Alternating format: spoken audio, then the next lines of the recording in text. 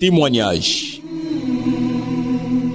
Témoignage, manifestation divine, expérience inédite, conversion et repentance, cheminement au cœur de l'émission Témoignage. Témoignage. Une production et animation de El Hadj Diabaté Fousseni. Témoignage. Le rendez-vous de la spiritualité vivante.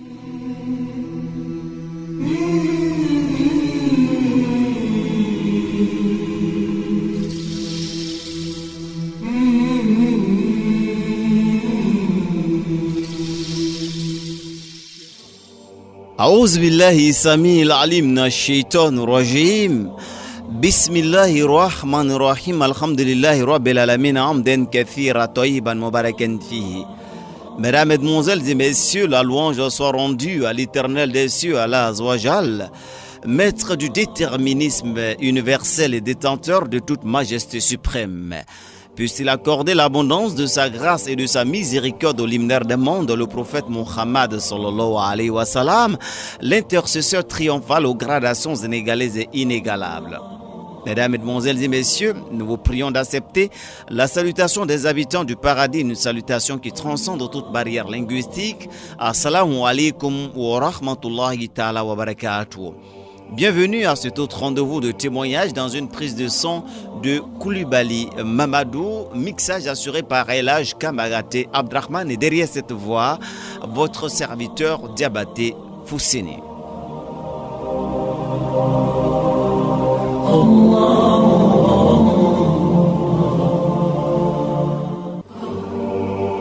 Oh, vous qui avez cru, vous indiquerai-je un commerce qui vous sauvera d'un châtiment douloureux?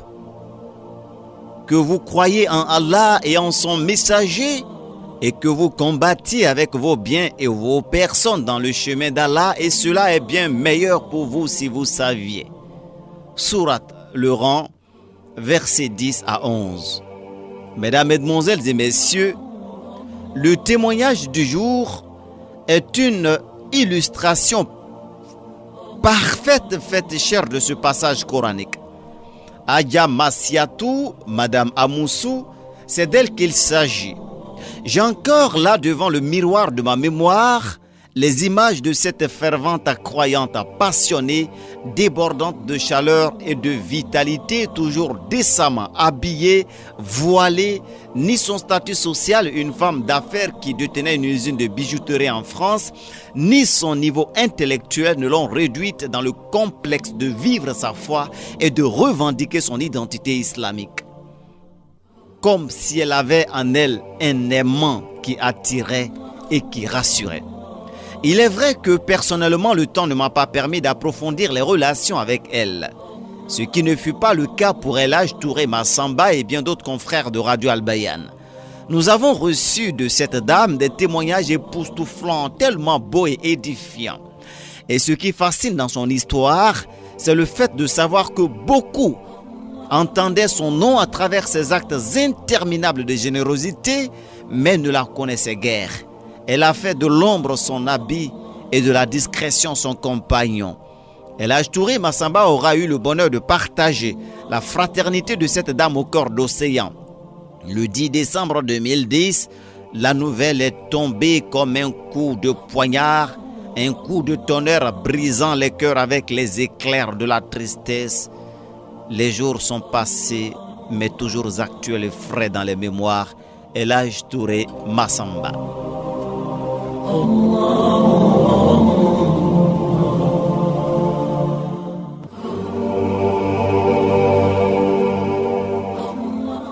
Malgré l'écart d'âge qu'il y avait entre elle et moi, elle était de très loin plus âgée que moi. Et malgré aussi tous les moyens qu'elle avait, j'étais son frère. Avec la force des choses, l'un de ses confidents. Oui, parce qu'elle m'a aimé en Dieu. De ses passe-temps favoris, c'était les recherches, surtout quand on lui confiait, et voilà, une conférence à animer. Alors là, elle m'en parlait, je venais, elle me montrait ce qu'elle avait préparé, et elle avait cette humilité-là d'accepter les observations que je lui faisais. Et voilà, et quelquefois la discussion elle était rude. Oui, parce que quand je la convainc pas, elle me dit non, qu'elle n'est pas d'accord. Et donc, moi, il faut que je puisse, n'est-ce pas, lui trouver des arguments vraiment qui puissent la convaincre. Et puis, quand elle réalise que j'ai raison, Masha'Allah, elle n'insiste pas, elle corrige. Et ça, cet aspect-là aussi m'a quand même marqué la concernant. Alors, dans le cadre des conférences, la spécialité qu'elle s'est donnée, c'était l'encadrement des dames, surtout des jeunes dames, soit celles qui venaient nouvellement de se marier ou celles qui rêvaient un jour de fonder un foyer. Parce que avec l'expérience qu'elle-même elle a vécue, avec tout ce qu'elle a pu constater autour d'elle, elle s'est rendue à l'évidence qu'il y avait un véritable travail à faire de ce point de vue-là. Et voilà pourquoi que lorsqu'une occasion se présentait à elle, elle n'hésitait pas de trouver les mots qu'il fallait, pour faire comprendre aux jeunes dames l'importance de leur vie conjugale quand elles étaient mariées, l'importance du mariage quand elles n'étaient pas encore mariées, et les conseils, en tout cas, elle n'en tarissait pas. Et puis, avec le temps, elle a même décidé comme ça de construire un centre islamique. Je me permettrais même de dire un complexe islamique, oui. C'est un complexe islamique parce que elle a même construit ce complexe-là. Une mosquée, une bibliothèque, des salles de classe pour encadrer, n'est-ce pas, les jeunes dames musulmanes pour leur alphabétisation tant en arabe qu'en langue française, et pour leur apprendre aussi les petits métiers tels que le tricotage et autres choses. Il était prévu aussi dans ce centre-là une infirmerie. Elle comptait même ouvrir aussi une librairie pour dire que vraiment elle voyait très grand. Et c'était l'un des plus grands de ses rêves. Et c'est à Koumassi qu'elle a construit, mais malheureusement, l'essentiel a été fait. Il restait donc la finition lorsque Allah, dans sa sagesse infinie, a bien voulu la rappeler à lui. Quelqu'un qui avait besoin de faire des recherches importantes n'avait qu'à se rendre chez elle. Le 10 décembre 2010, je m'apprêtais à me rendre à la radio pour les besoins de l'antenne lorsque j'ai reçu un coup de fil d'El Hajj Badirou Ma'arouf. Et c'est lui qui me disait que Adja Massi vient d'être appelé à Allah subhanahu wa ta'ala. Franchement, c'était un coup très dur. La base de nos relations, c'était Dieu. Il n'y avait pas d'autre intérêt. Ça a été assez difficile, mais en tant que croyant, et ne pouvant qu'accepter le décret divin, on s'est contenté de dire « Inna lillahi wa inna ilayhi raji'un » et intérieurement de formuler des prières pour elle. Alors, nous voilà aujourd'hui en train de parler d'elle sur les ondes de Radio Al-Bayan. Ce n'est pas pour la richesse, la fortune qu'elle avait. Ce n'est pas non plus pour le charme qu'elle avait. Ce n'est pas pour son charisme. C'est tout simplement pour sa disponibilité, pour la cause d'Allah. Cette disponibilité qui était remarquable, qui sortait quand même de l'ordinaire. Peut-être que dans son programme, il n'était pas prévu qu'elle se retrouve dans sa tombe aujourd'hui. Mais dans ce que Allah savait et que nous ne savions pas comme secret, ceci était écrit. Elle a pu donc faire du mieux qu'elle pouvait pour plaire à son Dieu, pour afficher aussi son attachement à l'islam et pour soutenir sa radio. Alors, elle a investi. Et moi-même, je me plaisais à lui dire que, franchement, Adja, tu es une grande dame d'affaires, tu sais. Elle me dit, mais comment? Je lui dis, mais tu sais, avec tout ce que dans la discrétion tu fais pour Al-Bayan, donner à Allah est le meilleur investissement que l'on puisse faire. C'est ça qui peut nous garantir quelque chose dans l'au-delà. Et elle l'a fait. Et comme je regarde son histoire, elle a entendu les appels de son Seigneur. Elle a répondu aux appels là où cela lui était possible. Elle a donné beaucoup de millions pour Allah. Elle a donné son énergie, elle a donné ses moyens, elle a donné son temps. Face à Allah que elle commence déjà à goûter les délices du paradis depuis cette tombe-là déjà. Et qu'il en soit de même pour tous ceux qui ont aidé, qui continuent d'aider l'islam. Adja Massi, elle aimait le prophète.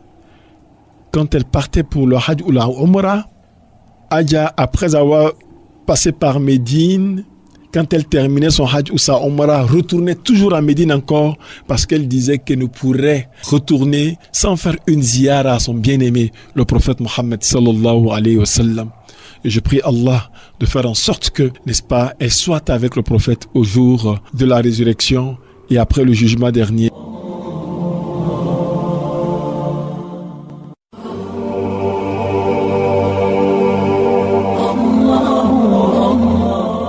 Adja Massiatou a œuvré avec son cœur et son âme. Chaque jour était pour elle un challenge.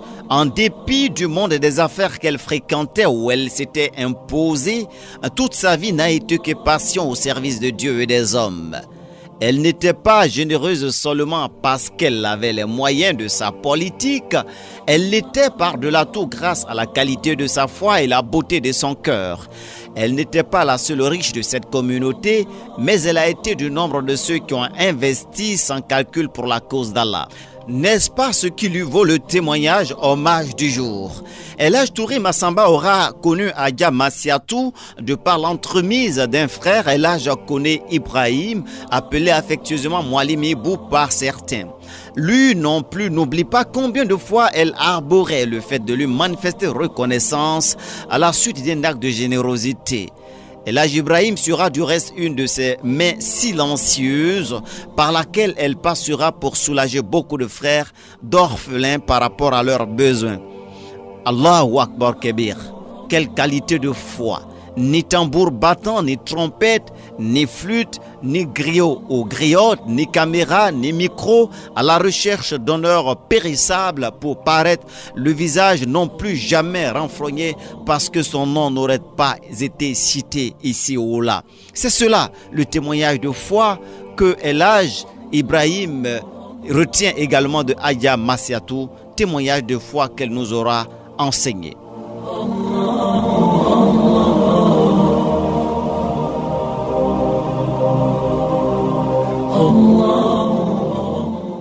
Alhamdulillah Rabbil Alamin. Ce que je retiens de maman Adja Massi, c'est que c'était une femme de cœur, une femme au cœur très grand et elle agissait par le cœur, elle faisait tout avec le cœur. Aussi l'une des grandes particularités que j'ai retenues chez maman, surtout un grand enseignement pour moi, c'est que maman, quand on lui parlait des orphelins, là encore, elle devenait encore de plus en plus douce, de plus en plus sensible. Quand on lui parlait des orphelins, maman, elle faisait tout ce qu'elle pouvait pour que ces enfants-là aient au moins la joie dans leur cœur. C'est ce qui m'a amené aussi à continuer, voilà, de m'occuper des orphelins.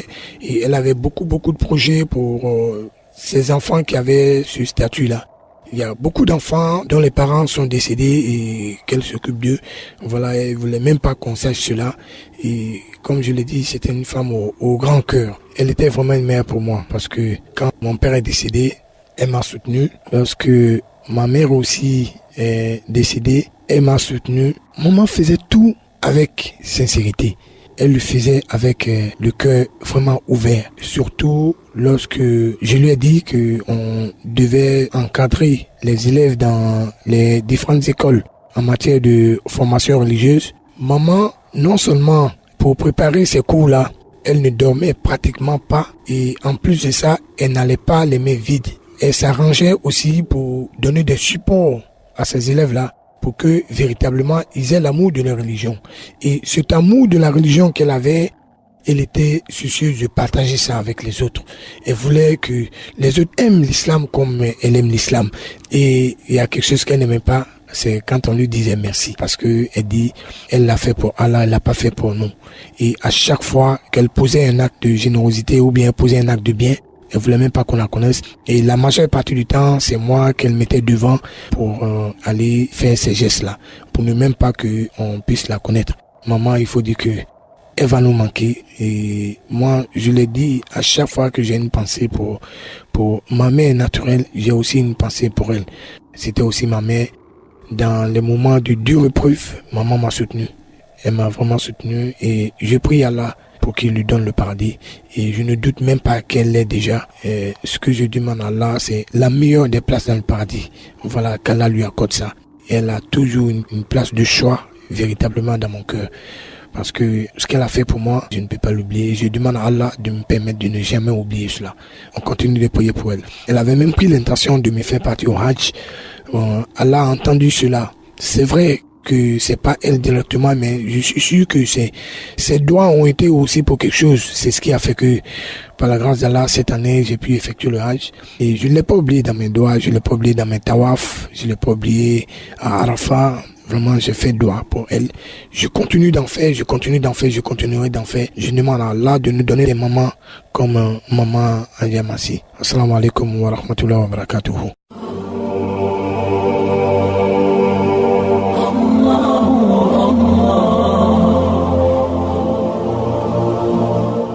Femme remarquablement admirée dans la gente féminine, elle avait tout pour s'oublier. Ni les tentations des grandes puissances occidentales au cours de ses séjours, ni ses biens matériels et financiers, ni les affaires ne l'ont éloignée de la passion de la dawa, l'appel dans le sentier d'Allah. Sa cible principale, la femme, façonner cette dernière, lui donner une assise morale solide et enviable afin de lui faciliter l'éducation de ses enfants. Femme de charme, de charisme, de tact, elle avait fini par faire de son domicile une véritable université. Si Madame Sylla peut se vanter aujourd'hui de ses acquis en islam, c'est certainement qu'avec la divine sagesse, Adja Massiatou se retrouvait sur son chemin. C'est avec elle qu'elle verra son goût pour la spiritualité, son amour pour le savoir grandir. Elle en parle toujours avec émotion, avec compassion, avec le cœur. Que c'est beau d'être révélé au grand jour par la grande porte et surtout à cause de la portée de vos actes, alors que vous aviez agi dans la plus grande humilité et discrétion le jour où vous n'êtes plus de ce monde.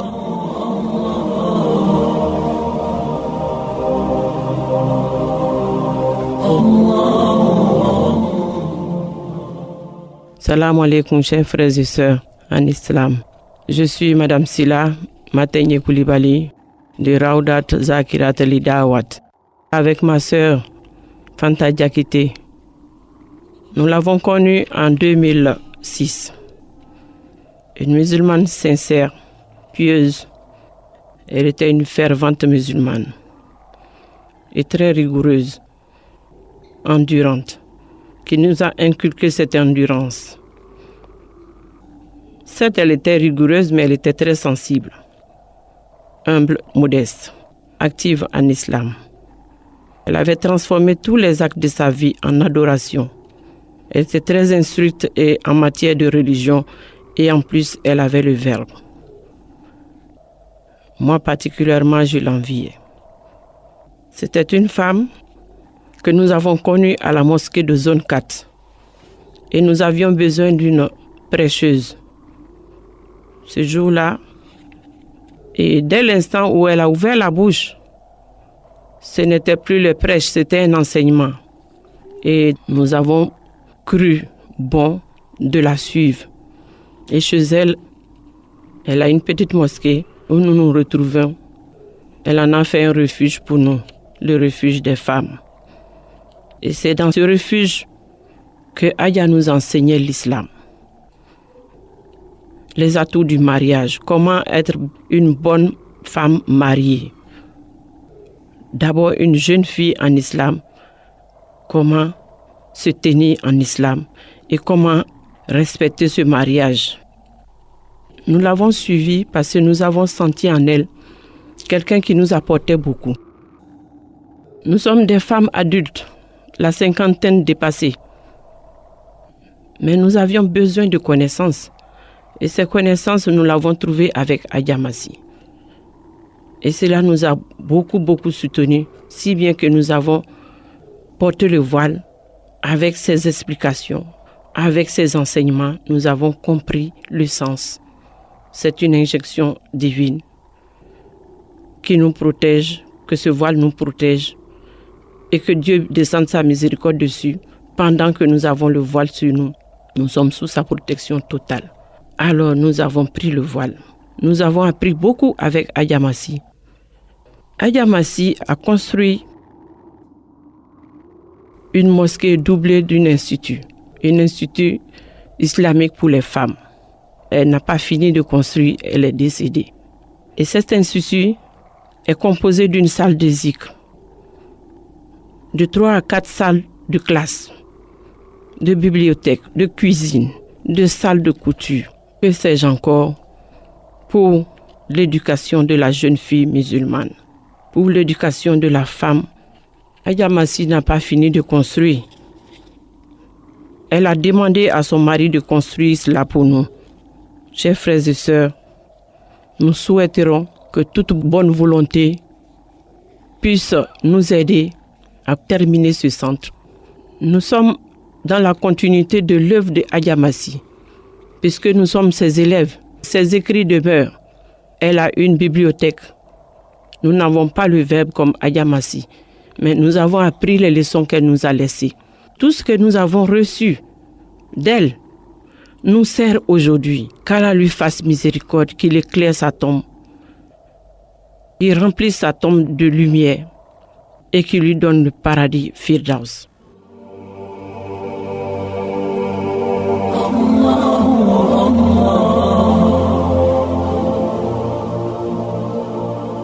Nous sommes ici avec une femme surprenante. Écoutez bien ceci. Elle entretient avec El Hadj Touré Massamba une fraternité basée sur l'amour d'Allah. Elle sait pourtant et pertinemment qu'il est aussi imam à la mosquée Al-Qardawi du campus universitaire de Cocody. Et voyons bien, quand il s'agissait de l'équipement de la radio en enseignement et bien d'autres services, elle passait par lui. Mais pendant des années, elle apportera son aide aux étudiants de cette mosquée sans qu'il n'ait eu le moindre grain de soupçon. Il ne le saura qu'après son décès.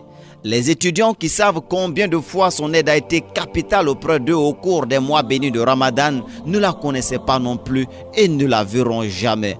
Allahu Akbar. Même absente de la Côte d'Ivoire depuis la France, elle était là auprès d'eux pour les aider à faire face aux ruptures de jeunes. Et Dieu seul sait combien de fois il existe des cas sociaux sur les campus universitaires. À tout cela, elle a pu ainsi donner le sourire et le bonheur de jeûner quand on sait les conditions de vie précaires des étudiants sur ces cités universitaires. Adja Massiatou savait briller ainsi. Et ce n'est d'ailleurs après son décès que ses étudiants auront cherché à rencontrer son époux et ses parents. Adja Massiatou, même morte, on a le droit de l'envier parce que ses œuvres parlent d'elles-mêmes. En sera-t-il pareil pour nous le jour de notre absence? Seront-ce des larmes de regret qui couleront sur les joues des gens, nos parents, nos voisins, nos connaissances et amis, ou des larmes de joie à l'idée de se savoir débarrasser de notre nuisance? Que chacun interroge ses actes. Doumbia Ali, président de l'association des élèves étudiants musulmans du sous-comité 2 du campus universitaire de Cocody.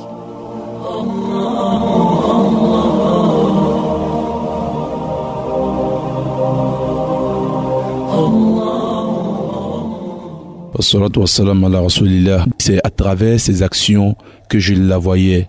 Physiquement, nous ne sommes jamais vus parce que c'est depuis la France qu'elle nous aidait. La mosquée Al-Qardawi, à l'image de beaucoup de mosquées de l'IMC, organise la rupture collective de jeunes. Et nous faisons un budget de cette rupture, généralement autour de 4 millions de francs CFA. Depuis la France, chaque année, elle prend à près de 70% elle sur le budget. Tout le monde connaît la réalité universitaire, des frères qui vivent en cité universitaire, des frères qui ont des parents jusqu'à Korogodini qui n'ont pas assez de moyens pour supporter les lourdes charges du mois de Ramadan. Et je vous dis bien, il nous est souvent arrivé de faire 2 Ramadan avec ces vivres qu'elle donne. Elle ne le faisait pas devant les fanfares, devant les caméras, devant les vidéos, non.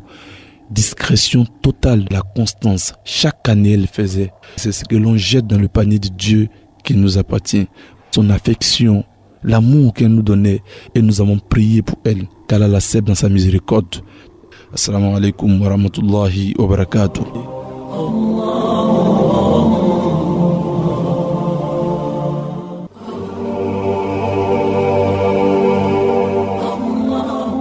Adja Bachar Safoura est enseignante. Seule convertie à l'islam alors qu'elle est issue d'une famille de tradition fortement catholique, elle a aussi été fascinée par la rigueur de Hadja Massiatou. Sa rage à transmettre les valeurs de l'islam à la recherche de l'agrément divin. Ce don de soi, cette largesse de cœur, elle s'en souviendra toujours. L'expression est tout ici trouvée la dévotion personnifiée.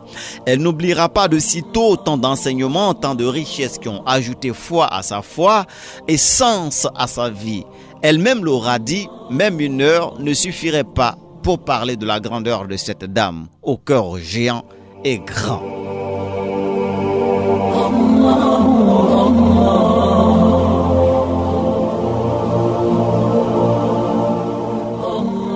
Alhamdulillah Rabbil Alamin. Allahumma salli ala Muhammad wa ala ali Muhammad wa salim. Je m'appelle Hadja Bachar Safoura et je remercie Radio Al-Bayan de m'avoir accordé un temps d'antenne pour faire le témoignage sur Hadja Massi que j'ai connu dans le domaine, dans la quête de perpétuelle de savoir.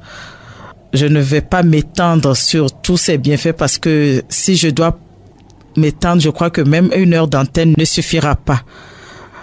Hadja Massi était vraiment un modèle pour nous.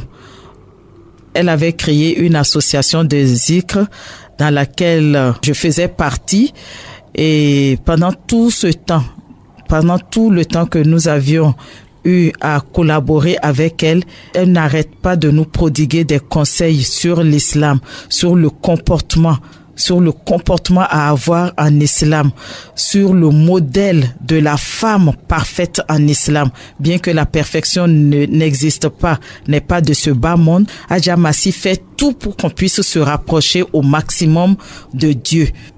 Elle prenait vraiment la religion comme son bien-être. Malgré son aisance, elle a fini par comprendre que tant que l'être humain n'est pas sur le chemin de Dieu, l'être humain n'a pas encore trouvé sa voie. Alors, dans cette association de zikr qu'elle a créée, elle était très exigeante et rigoureuse sur la pratique de l'islam. Pour elle, dans l'islam, nous retrouvons la paix, nous retrouvons la tranquillité. Et c'est le refuge, surtout pour les femmes, dans ce monde où les valeurs sont l'argent, le pouvoir, le paraître, le matérialisme. Hadja Massi, au nom de l'islam, elle est prête pour tout, ne serait-ce que pour satisfaire Dieu, pour la recherche de la face de Dieu.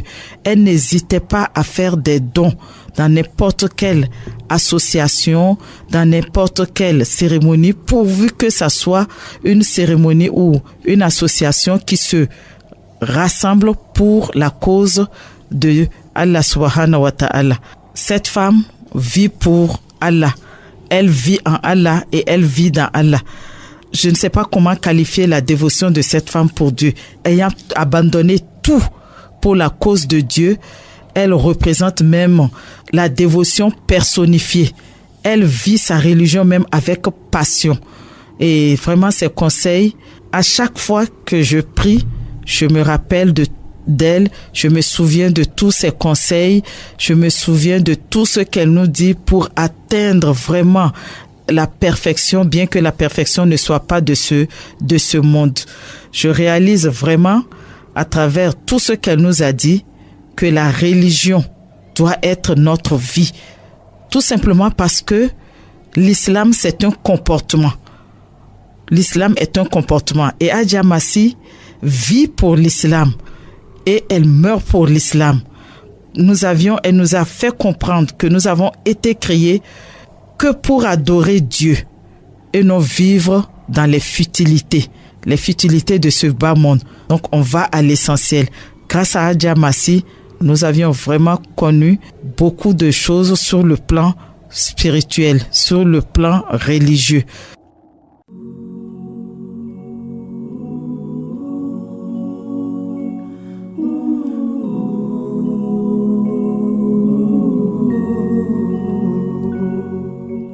Vous suivez votre émission de témoignage.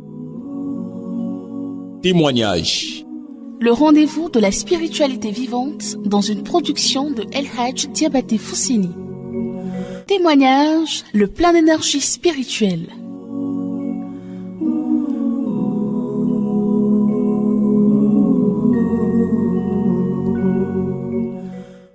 Sommes-nous à l'état actuel de notre évolution, de notre cheminement, de nos relations avec Allah Azawajal et avec les hommes des Aga Massiatou? Elle est en réalité du nombre de ceux dont l'islam permet d'être jalouse et jaloux. Deux catégories d'individus entrent dans ce schéma. Un savant qui diffuse son savoir pour rapprocher d'Allah et un riche qui pratique l'aumône discrètement par amour pour Allah. Beaucoup diront qu'elle avait les moyens et que cela allait de soi. Mais en réalité, celui dont la foi n'a pas atteint sa poche, quelle que soit la richesse dont il disposera, il mourra avare. Mais celui dont la foi investit la poche, quel que soit son statut social, pauvre ou riche, il aura toujours le cœur large. Ne vous méprenez pas. Ceux qui refusent de donner par amour pour Allah sous prétexte de leur modeste situation ne donneront pas lorsqu'ils deviendront riches. Tout le mérite vient de là. Mais les voies de l'Éternel sont insondables. Adja a donné son cœur, sa foi, son amour, ses biens pour Allah, comme si elle avait su que ce 10 décembre 2010, elle succomberait en France à la suite d'un cancer. Inna lillahi wa inna ilayhi raji'un. El Hadj Touré Massamba n'oubliera pas toutes ces conversations, ces échanges de projets, même des jours seulement avant son décès. Comment lui aussi derrière la webcam aurait-il pu imaginer ou savoir qu'il voyait ces dernières images vivantes et qu'il entendait pour la dernière fois cette voix si chaleureuse?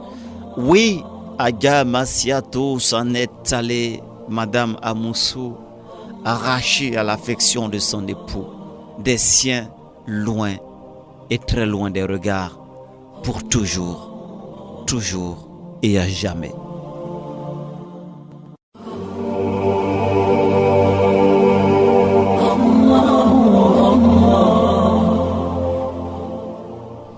Bismillahi wa salatu wa salamu ala rasulillah. Tante Massi, c'est comme ça qu'on l'appelait affectueusement.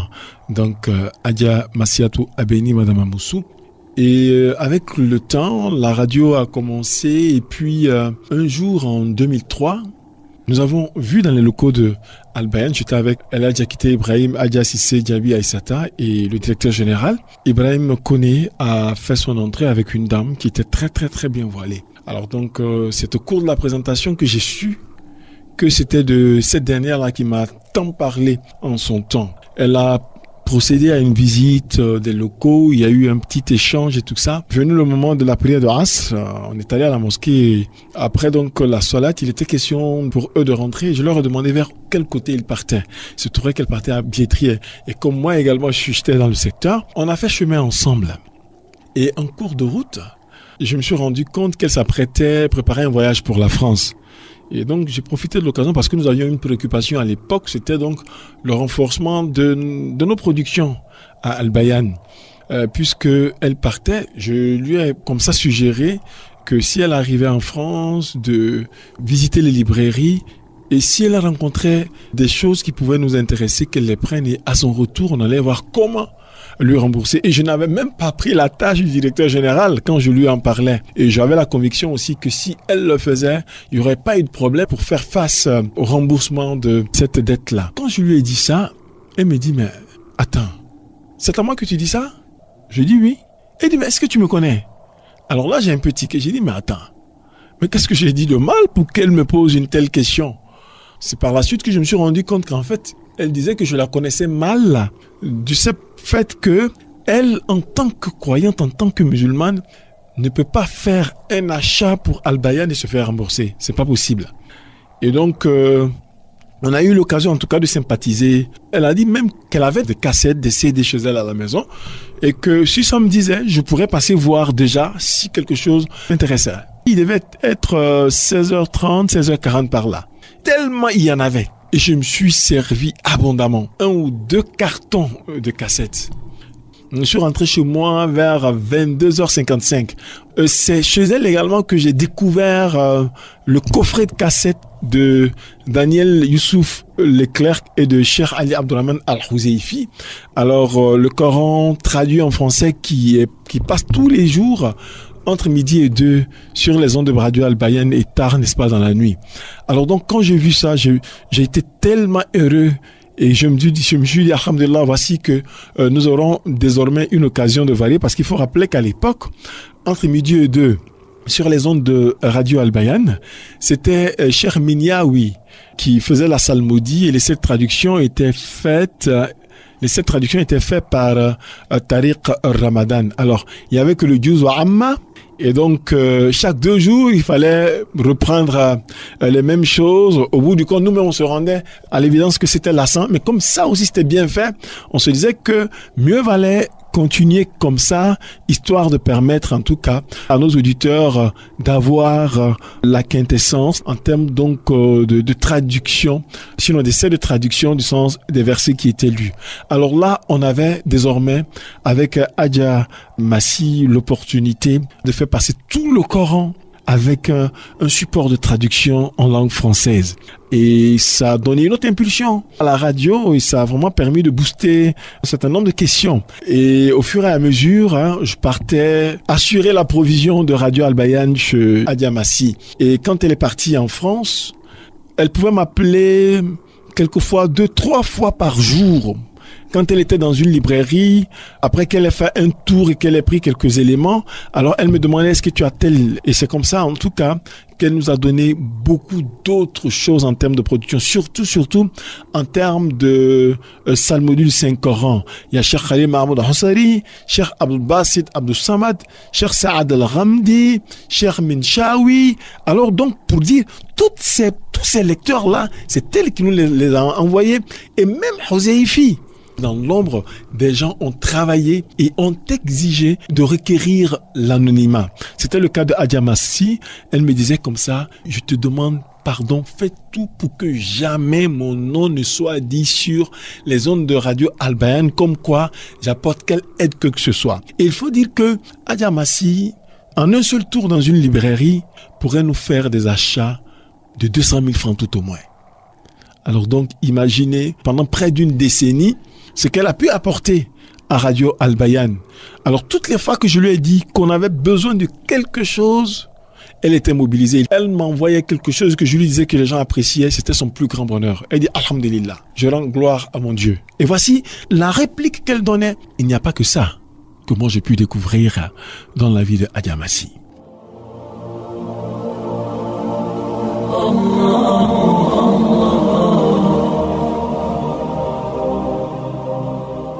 Premier responsable de la radio nationale islamique Al-Bayan, l'imam Cissé Guiriba Abdallah se souviendra aussi de la femme et cette particularité en elle.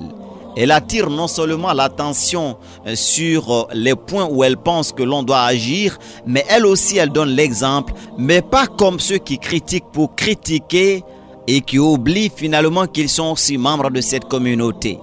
Ils ne proposent jamais rien, mais savent médire, juger, calomnier. Adja Massiatou, avec ce cœur toujours en alerte, savait agir là où la foi l'invitait à donner son énergie.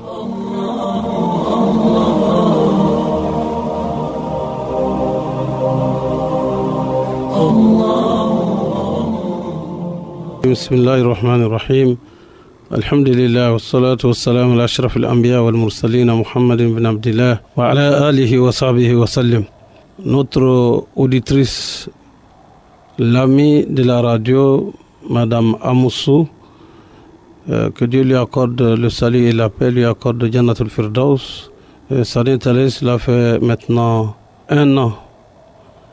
Et en guise de témoignage, je puis dire que j'ai fait la connaissance de Madame Amoussou grâce à ma sœur aînée, Marie-Louise, Madame Koné, qui me l'a présentée comme une amie à elle. Et par la suite, je me suis rendu compte de la dimension de sa foi et de son sérieux par rapport en tout cas à vivre les préceptes et les règles de l'islam. Elle était en tout cas pendant ces 10 dernières années très fréquente à la mosquée du plateau, la mosquée de la transparence, avant que nous ne soyons dans le bâtiment de la mosquée aujourd'hui. Ce qu'elle apportait à la mosquée était énorme. Nous étions dans l'espace, elle apportait beaucoup de nattes, beaucoup de tapis pour que les fidèles puissent les utiliser, mais également beaucoup d'eau fraîche qu'elle apportait parce qu'il faisait très chaud. Et pour se désaltérer, elle ne s'est pas contentée d'attirer notre attention sur cela, mais d'apporter régulièrement chaque vendredi beaucoup de sachets d'eau pour permettre aux fidèles de se désaltérer.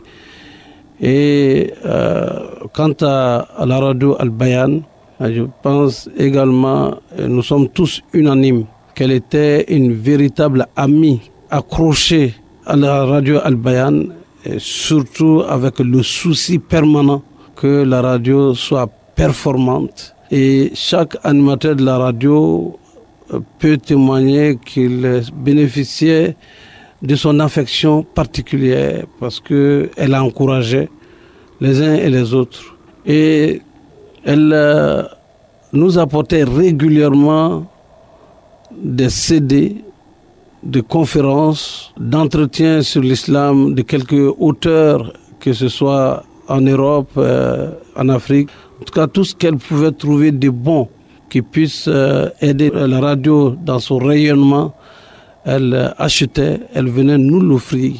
Elle a assisté à une de nos discussions portant sur la sécurisation de la radio par rapport à des paratonnerres et à d'autres mesures de sécurité pour que nos équipements restent en état, que la foudre ne puisse pas les atteindre. Et là encore, non seulement elle a apporté financièrement ce qu'elle pouvait apporter, mais également elle a fait déplacer son mari qui a une connaissance dans ce domaine de la communication et qui s'est déplacé pour venir nous exposer un certain nombre de mesures et également se mettre à notre service. N'est-ce pas? Ces genres de personnes, ce n'est pas tous les jours qu'on peut en avoir. Bien sûr, la radio Al-Bayan a beaucoup d'amis.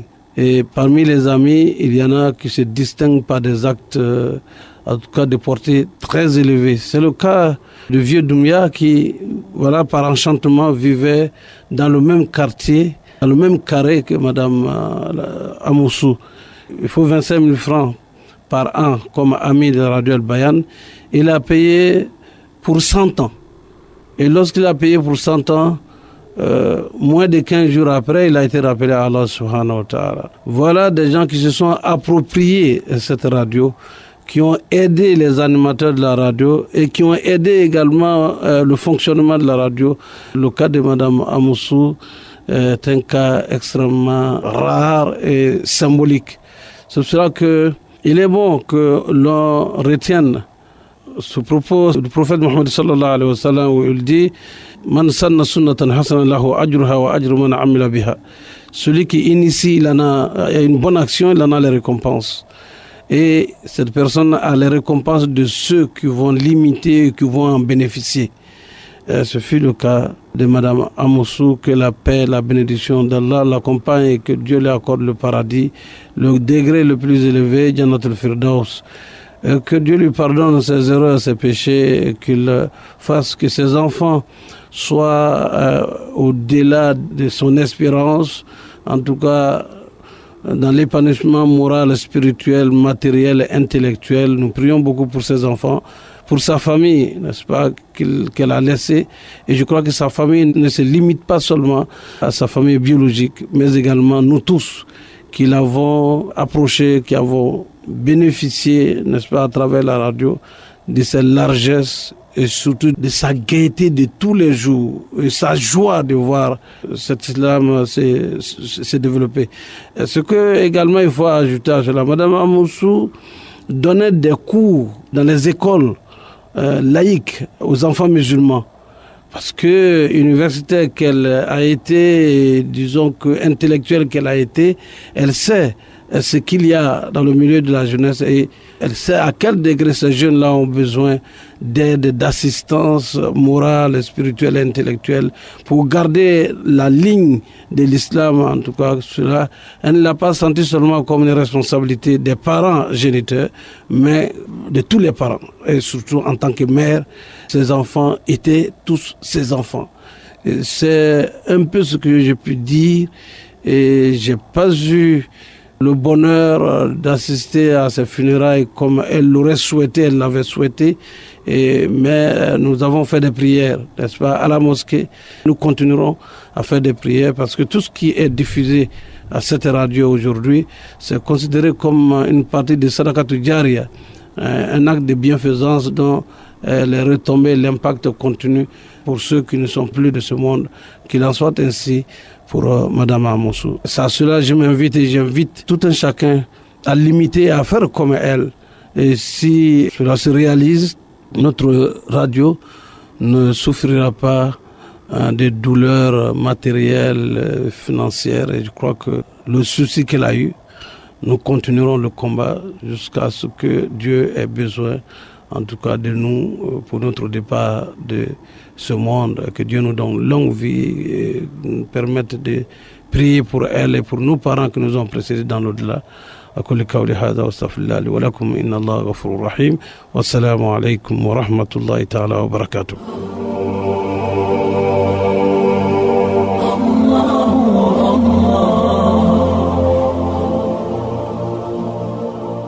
Ils sont tous révélateurs, ces beaux témoignages.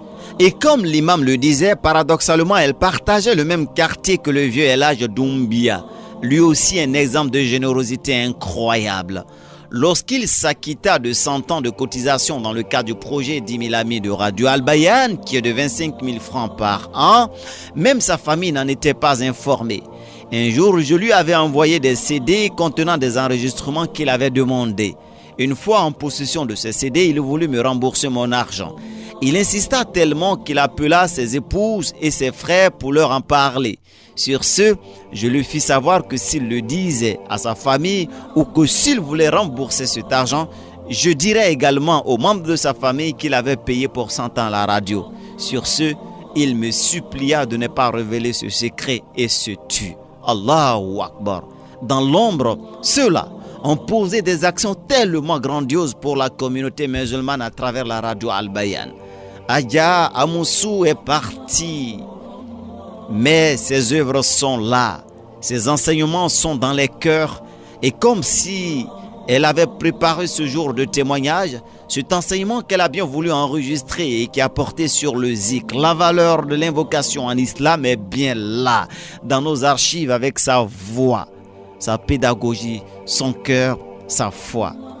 Aga Massiatou, écoutez la voix de celle dont vous entendez tant de propos élogieux ce jour.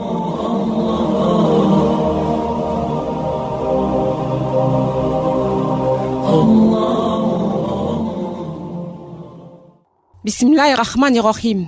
Wassalatu wassalamu al ashrafil mursalin Sayyidina Muhammadin wa ala alihi wa sahbihi ajma'in. Chers sœurs, chers frères en islam, Salamu alaikum wa rahmatullahi wa barakatuh.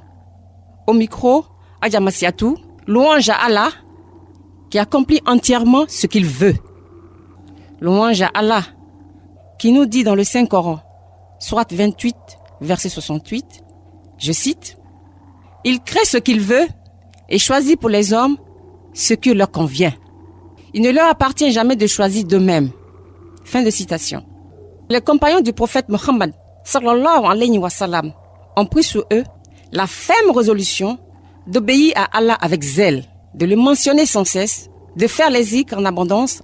Alors, leurs cœurs ont été baignés de lumière fulgurante. Le zikr est une prescription qu'Allah a fait à ses serviteurs. Il conduit vers le Créateur. C'est ainsi qu'Allah Tout-Puissant nous dit dans le Saint-Coran, juste après les versets qui mentionnent la prescription du jeûne du mois de Ramadan, sourate 2, verset 186. Et quand mes serviteurs t'interrogent sur moi, alors je suis tout proche, par ma science, connaissant parfaitement leur état et leurs problèmes.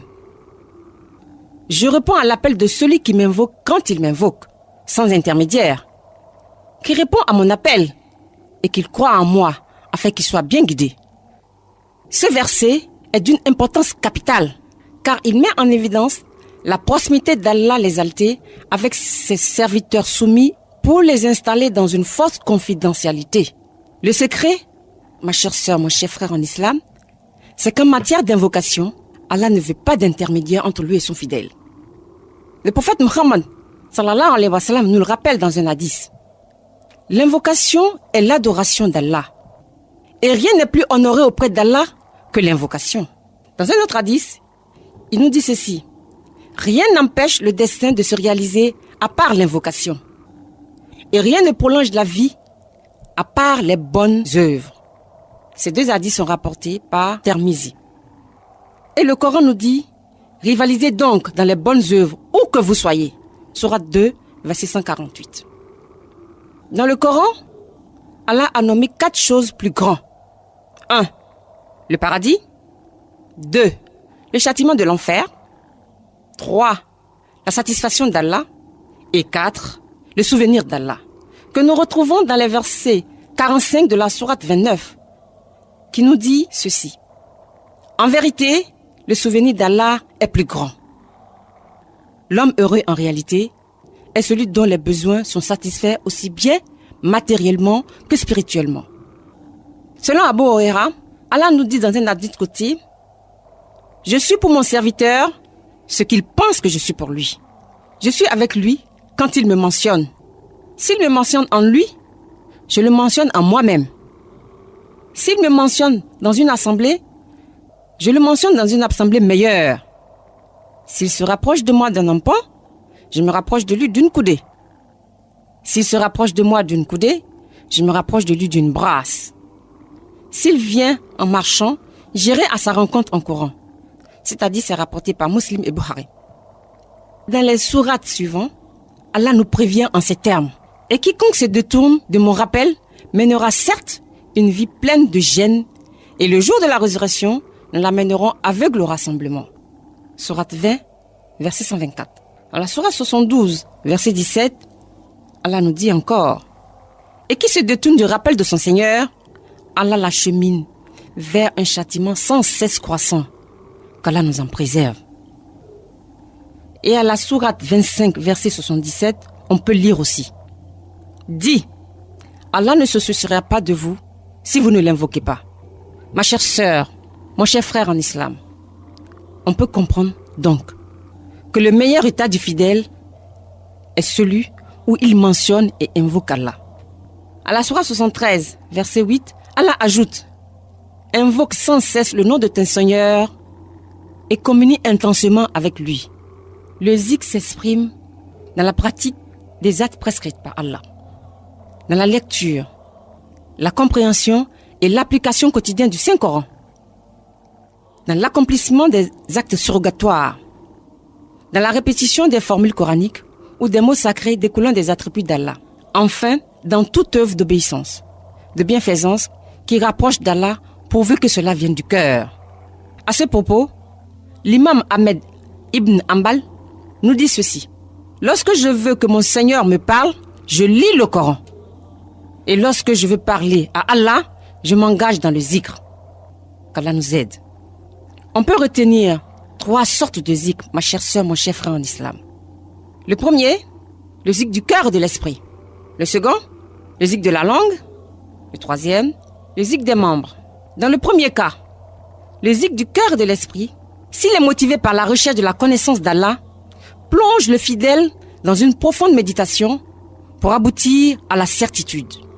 C'est dans ce sens qu'on peut comprendre le verset 190 de la sourate 3 qui dit ceci, et je cite, « En vérité, dans la création des cieux et de la terre, dans l'alternance du jour et de la nuit, il y a des signes pour les gens doués d'intelligence qui, debout, assis ou couchés, se rappellent Allah, méditent sur la création des cieux et de la terre, puis disent, Seigneur, tu n'as pas créé tout ceci en vain. Gloire à toi, protège-nous du châtiment de l'enfer. » Ce passage du Coran exprime clairement qu'avec le zikr du cœur et de l'esprit, l'ensemble des créatures qui meublent l'univers d'Allah sont des signes qui affichent dans leur fonctionnement la puissance de sa majesté pour interpeller dans ton intelligence les secrets des réalités d'Allah, de sa promesse, de sa menace, pour te rendre facile la soumission et t'aider à renoncer aux interdits. Qu'en est-il du zikr de la langue? Sache, ma chère sœur, mon cher frère en islam, que le zikr de la langue s'exprime dans la lecture du Coran, la répétition verbale des formules coraniques ou des mots sacrés découlant des attributs d'Allah. Enfin, en troisième position, le zikr des membres s'exprime dans l'effort d'acquittement des obligations d'Allah. En un mot, dans l'adoration apparente. En conclusion, la pratique du zikr est donc l'âme de toutes les formes d'adoration d'Allah. Mais il est très important de noter que la validité du zikr, de la langue et des membres est conditionnée par la sincérité du cœur et de l'esprit. C'est dans ce sens qu'on peut lire dans le verset 225 de la sourate 2. Allah vous saisit pour ce que vos cœurs ont acquis. Allah Tout-Puissant invite les croyants à se souvenir sans cesse de lui. La lecture du Coran est un zikr très important. Lisez donc le Coran. Allah récompensera votre lecture. Le zikr purifie le cœur des futilités de ce bas monde et soustrait la langue des dégâts des mots tels que la médisance, la calomnie, le mensonge, la moquerie, les insultes, les propos insensés, etc. À ce propos, le prophète Muhammad sallallahu alayhi wa sallam nous dit dans un hadith: la foi du serviteur n'acquiert la droiture que si son cœur est droit. Et son cœur ne peut être droit que si sa langue l'est. C'est la moisson de la langue qui mène à l'enfer. Celui qui croit au jugement dernier, qu'il dise du bien ou qu'il garde silence. Hadith rapporté par Bukhari. La pratique du zikr est donc cette clé qui purifie pour ouvrir les portes de toutes les gratifications d'Allah, qu'Allah nous compte parmi ceux qui font le zikr. Le prophète Muhammad sallallahu alayhi wa sallam nous dit ceci: les gens ne se rassemblent pour mentionner Allah le Très-Haut sans que les anges ne fassent un cercle autour d'eux. La miséricorde les enveloppe. La tranquillité descend sur eux. Allah le Très-Haut les mentionne parmi ceux qui se trouvent auprès de lui. Hadith rapporté par Muslim. Ma chère sœur, mon cher frère en islam, comme nous venons de le constater, le souvenir d'Allah occupe une place très importante dans notre religion. Il doit nous amener en permanence à faire preuve de servitude, d'humilité, de pauvreté devant la grandeur de sa majesté, le tout-puissant Allah. Magnifie votre Seigneur, nous dit le Coran, pour vous avoir guidé. Allah a les plus beaux noms. Invoquez-le par eux, qu'Allah nous aide. Qu'Allah tout-puissant nous accorde de lui offrir la seule chose qui nous appartient réellement sur cette terre. Accorde-nous la joie de te rendre grâce pour tes énormes bienfaits. Je vous remercie de votre aimable attention. Pour ma part, le bonheur d'avoir échangé avec vous était grand. Je prie Allah tout-puissant d'accorder à nos cœurs, à nos membres, l'état permanent de le louer. Au micro, Adja Massiatou. Salam alaikum wa rahmatullahi wa barakatuh.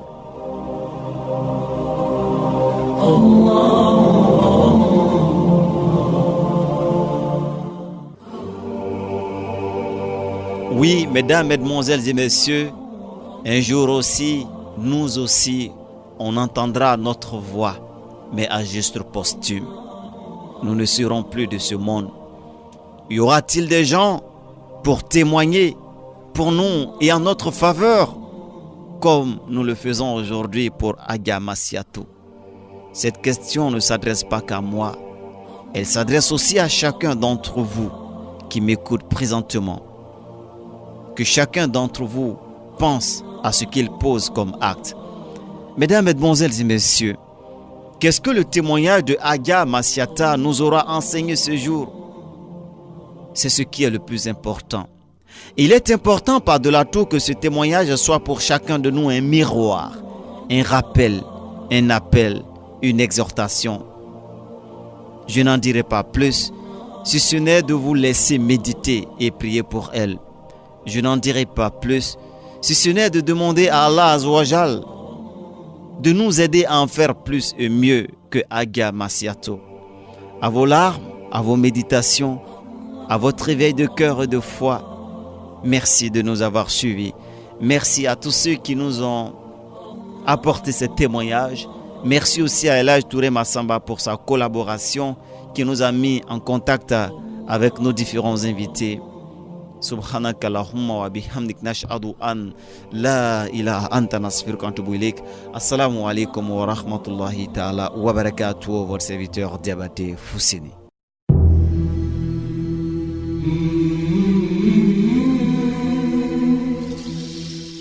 Vous avez suivi votre émission Témoignage.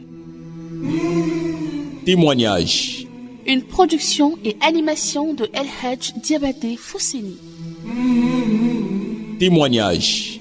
Le rendez-vous de la spiritualité vivante.